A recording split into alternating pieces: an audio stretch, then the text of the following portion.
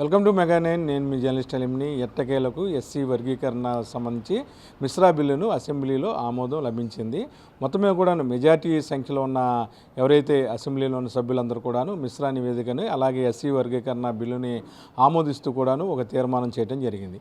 అయితే 2024 తర్వాత జిల్లాల విభజన అలాగే జనన సంబంధించి గణనాంకాలు ఉన్న నేపథ్యంలో అప్పుడు మరింతగా ఎస్సీ వర్గీకరణకు సంబంధించి అట్టడుగు స్థాయిలో అంటే మండల స్థాయిలో జిల్లా స్థాయిలో కూడాను రిజర్వేషన్లకు సంబంధించిన అమలు చేస్తామని చెప్పి కూడాను ముఖ్యమంత్రి చంద్రబాబు నాయుడు ఈరోజు అసెంబ్లీలో ప్రకటించారు. అంటే ఎస్సీ వర్గీకరణకు సంబంధించి గతంలో చాలా పోరాటాలు చేసిన మందాకృష్ణ మాదిగ అలాగే చంద్రబాబు నాయుడు లాంటి నాయకుల వల్ల ఎస్సీ వర్గీకరణ బిల్లు ముందుకెళ్ళిందని చెప్పి కూడాను డిప్యూటీ సీఎం పవన్ కళ్యాణ్ సభలో ఉద్దేశించి ప్రసంగించినప్పుడు చెప్పడం జరిగింది.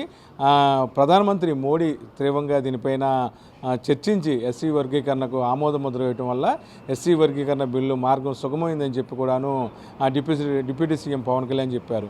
అయితే ఎస్సీ వర్గీకరణ సంబంధించి ఉమ్మడి రాష్ట్రంలో ఉన్నప్పుడు కూడాను తను మాదిగల ఆత్మగౌరవానికి కట్టుబడి ఉన్నానని చెప్పి కూడాను ముఖ్యమంత్రి చంద్రబాబు నాయుడు చెప్పారు.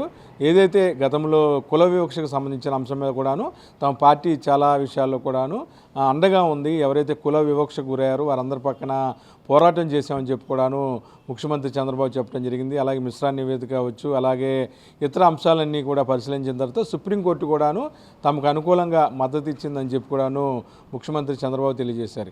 ఏదేమైనా సరే మాదిగ సామాజిక వర్గానికి ఎస్సీ వర్గీకరణ అనేది ఒక ప్రస్తుతం ఉన్న పరిస్థితిలో ఒక సంజీవినిలా పనిచేస్తుందని, ఖచ్చితంగా వారు ఏదైతే హక్కులు కోల్పోయారో ఆ హక్కులని కూడా తిరిగి తీసుకునే అవకాశం కూడా ఉందని చెప్పి కూడాను ముఖ్యమంత్రి చంద్రబాబు చెప్పారు. ఖచ్చితంగా కుల వివక్షకి ఈ రాష్ట్రంలో తావులేదని, అందరినీ సమాన దృష్టితో చూస్తామని, ఎస్సీ వర్గీకరణ ద్వారా మాదికల్లో ఆత్మ గౌరవంతో పాటు వారికి మరిన్ని ఉన్నతమైన స్థానాలు పొందే అవకాశం ఉందని కూడా చెప్పడం జరిగింది. అంతేకాకుండా రిజర్వేషన్ స్థాయి గ్రామ స్థాయిలో కూడా తీసుకెళ్తామని 2024 ఏదైతే ప్రజలకు సంబంధించిన కుల గణాంకన అయిన తర్వాత దానికి సంబంధించి పూర్తిగా చర్యలు కూడా తీసుకుంటామని కూడాను ముఖ్యమంత్రి చంద్రబాబు చెప్పడం జరిగింది. అలాగే మాదిగల ఆత్మగౌరవం తమ్ము కూడా కట్టుబడి ఉన్నామని, ఎస్సీ వర్గీకరణ కోసం ప్రత్యేకంగా ప్రధాని మోడీ కూడా జోక్యం చేసుకొని మందాకృష్ణ మాదిగ అలాగే చంద్రబాబు నాయుడు లాంటి వాళ్ళు చెప్పిన మార్గదర్శకాల ప్రకారం ఎస్సీ వర్గీకరణకు ప్రధాని మోడీ కూడా ఆమోదం లభించేలాగా